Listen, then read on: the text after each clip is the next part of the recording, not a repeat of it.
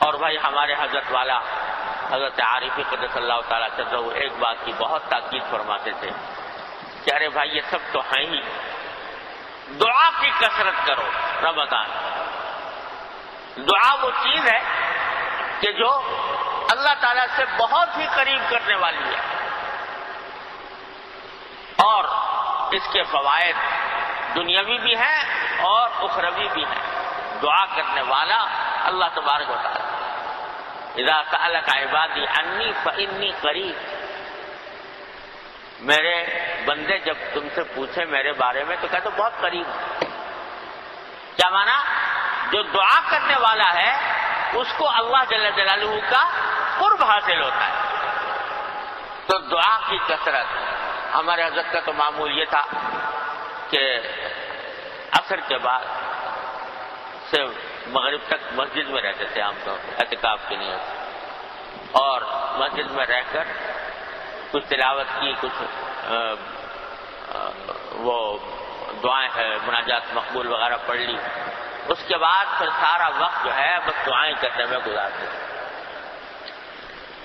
یہاں تک کہ کسی حالت میں افطار ہو جاتا تو دعائیں کرنے میں گزارتے تھے، اپنے لیے، اپنے گھر والوں کے لیے، اپنے خاندان والوں کے لیے، اپنے اعزہ کے لیے، اپنے احباب کے لیے، سارے مسلمانوں کے لیے، پوری امت کے لیے، پورے ملک کے لیے، پتہ نہیں کس کس کی، بس دعائیں، دعا میں وقت گزارتے ہیں۔ تو یہ دعا جو ہے یہ بھی بڑی عظیم چیز ہے، اور اس سے تعلق اللہ تبارک و تعالیٰ کے ساتھ بہت مضبوط ہوتا ہے، بہت ہی عجیب چیز، اور چلتے پھرتے بھی تو غرض اس طرح کچھ نظام اوقات ترتیب دیا جائے کہ اس میں براہ راست عبادتوں کا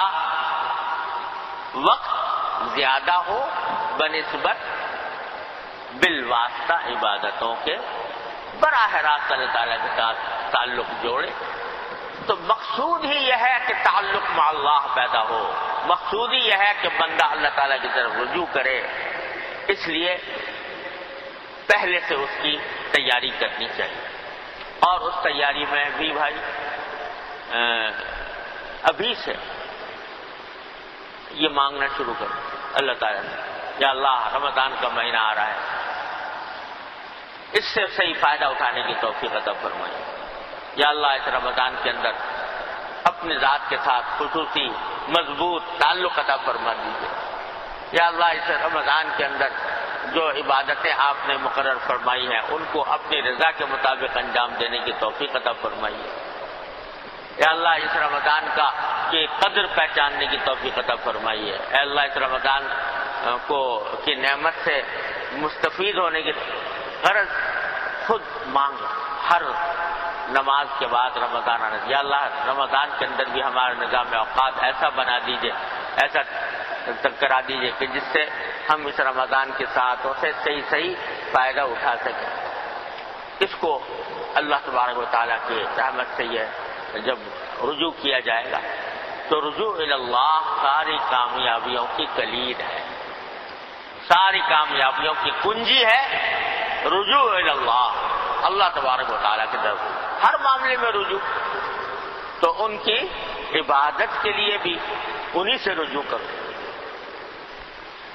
اللہ۔ اگر آپ کو ہماری ویڈیو پسند آئی ہے تو ویڈیو کو لائک کریں، چینل کو سبسکرائب کریں اور بیل آئیکن پر ضرور کلک کریں تاکہ ہر آنے والی ویڈیو آپ کو بر وقت ملتی رہے۔